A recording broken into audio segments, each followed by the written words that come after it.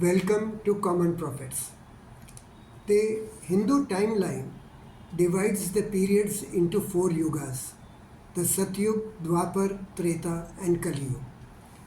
There is a lot of debate as to what is the period of these epochs, and in this post we shall try to give our suggestion for a particular time frame, these four yugas. The main point is that there are three primary levels of evidence: astronomy, archaeology, and genealogy. Astronomy, we mean the position of the planets. Our Hindu texts give indications that the following planet was in following house, and based upon that we can assess the time of the event. In archaeology, we know that the Indus Valley civilization prospered at certain period of time, so it should match with the ascent and descent of the civilizations. And genealogy, we have records of the number of generations between various divine persons. Based upon that, we can assess the timing. So the timing that we arrive at must be consistent from all three angles. Let us first take astronomy. There is a lot of debate among astronomers, and no two astronomers agree. So what we have done is we have taken the early date and the late date, and we have said that the date should be between these two dates. So for Vaivaswat Manu, Srinivas Raghavan gives the date of 8576 BCE, and S.B. Roy gives the date of 2798 BCE. So these are the early and late dates for Vaivaswat Manu. Similarly, for Ramayana, Partak gives an early date of 7292 BCE, and S.B. Roy gives a late date of 1646 BCE. So any date between this period would be consistent with astronomy. Again, for Mahabharat war, Shubhodip Mukhopadhyay gives an early date of 3300 BCE, and S.B. Roy gives a late date of 1124 BCE. So we have three different sages: Vaivaswat Manu, Ram, and Krishna. And for Vaivaswat Manu, we have two dates, early and late dates. For Ram, we have early and late dates, and for Krishna, we have early and late dates. Based upon this, we can say that Ram would have lived between these early and late dates. Similarly for Krishna and Vaivaswat Manu. Now we come to the next point, which is archaeology. Archaeology means that in our text they give descriptions of cities. So if there are cities, then there should be walls, ramparts, structures, houses, and archaeologists are able to locate the remnants of these houses, and we can assess the time period of the archaeological evidence. There is a particular procedure called carbon dating, in which they can take any organic matter from the archaeological remains and date it by carbon amount in it to a particular period. So that's why, in this way, we can assess how far ago those events may have taken place. Now, the Valmiki Ramayana says there is a city by the name of Ayodhya which is famous in all the worlds. That city was God made and inhabited by Lord Manu himself. Lord Manu was the first of all human beings. So we may consider the first houses to have been made by Lord Manu at the time of the Indus Valley. And this evidence is dated to 3500 BCE. So we can say that from archaeological evidence, Vaivaswat Manu would have lived around 3500 BCE. Similarly, the Mahabharata tells about Krishna abandoning Dwarka and going for an unknown direction at the end of the Mahabharata war. So this tallies with the end of the Indus Valley civilization. So the dating, according to the city of Dwarka, was submerged into the sea around 1500 BCE according to carbon dates, Therefore, we can say the date for archaeology would be about 1500 BC for Krishna. The third level of evidence is more important. It is about genealogy. Our tradition gives names of kings right from Vaivaswat Manu to Krishna. And by making the list of these kings and taking an average reign of 25 years per generation, we can assess what was the time gap between the two. So, Saumitra, who was defeated by Padmanabha Nanda, between Saumitra and Brihadbala, there were 30 generations. And Brihadbala was killed by Abhimanyu. So, Brihadbala killed by Abhimanyu and Brihadbala coming 30 generations from Saumitra means that there were 30 generations of time. So at 25 years per generation, this comes to 750 years. Saumitra was at 362 BCE. So the time for Brihadbala or the Mahabharata war, according to genealogy, would be 1112 BCE. That is, we take 362 BCE at the period of Padmanabha Nanda and add 750 years to make it 1112 BCE.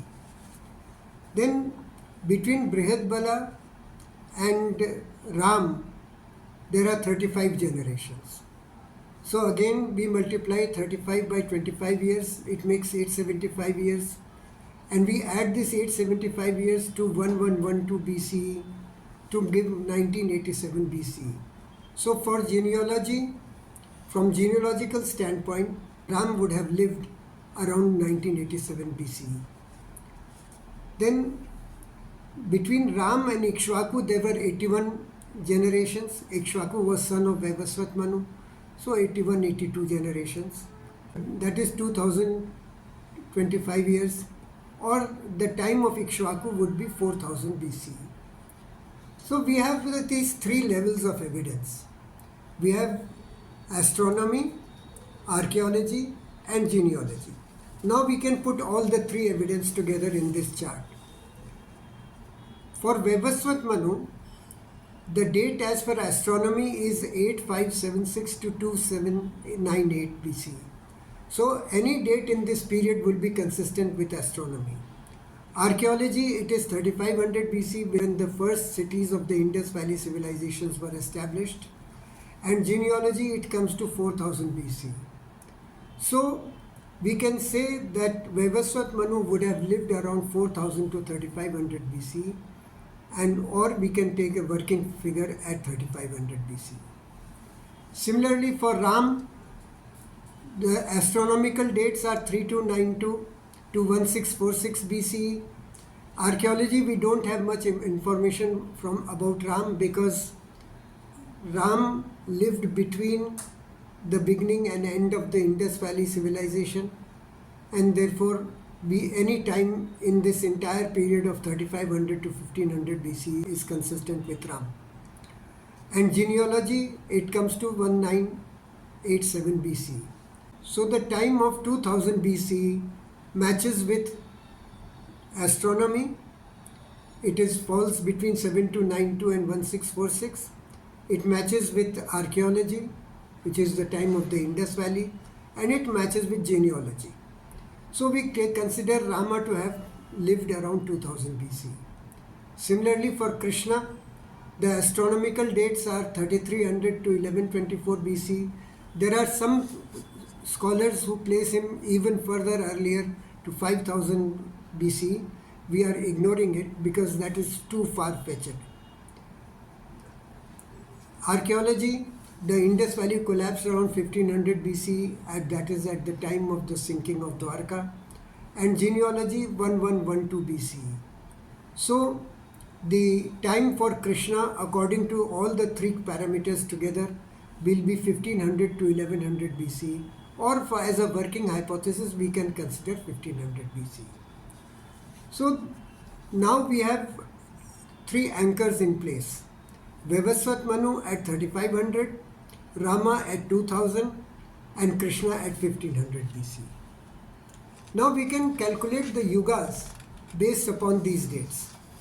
The Mahabharata says, in the beginning of Treta Yuga, the sun gave the teaching to his son Manu, and Manu gave the teaching for the welfare of the entire world to his son Ikshvaku. So this is in the beginning of Treta Yuga, it says. So it means we have calculated 3500 to be the time of Vaivaswat Manu. So that would be the beginning of Treta Yuga. So we say that Treta Yuga began at 3500 BC. Similarly, Mahabharata says that Krishna was born towards the very end of Dwapara Yuga or the beginning of Kali Yuga. So Krishna lived at 1500 BC, so that would be the time for the end of Dwapara Yuga or the beginning of Kali Yuga. Now we can put the three Yugas together in the ratio of 4, 3, 2, 1. 4 is Satyug, which we ignore. 3 in terms of length would be Treta, Dwapar is 2 and Kali is 1. Each is about 400 years. So 1200 years of Treta Yuga from 3500 to 2300 BC. This was the period we derived from the basis of Ikshvaku. Then Dwapara Yuga we calculate for 800 years from 2300 to 1500 BC. This would be the time of Rama. And Kali Yuga, which starts at the end, at the time of Krishna, we start at 1500 and it ends at 1100 BC. Now, if the Kali Yuga ended at 1100 BC, then as per tradition, a new cycle of the 4 Yugas would have started at 1100 BC. The first cycle of 1600 years, then 1200, then 800, then 400 years. So in this second cycle, the Satyug would be from 1100 BC to 500 CE of 1600 years. The Treta would be from 500 CE to 1700 CE of 1200 years. We would be now in Dwapar Yuga of 800 years from 1700 CE to 2500 CE. And the second Kali Yuga will come later at 2500 to 3100 CE. These periods are notional, as we have not really studied with the present history whether it conforms to this Yuga system or not. But if the earliest Yuga system is correct, then this is what would follow. This will require much more study. We hope you have enjoyed this video. Please do not forget to like and share this video. And the description of the generations which we have relied upon in this video, that is given in the description of this video.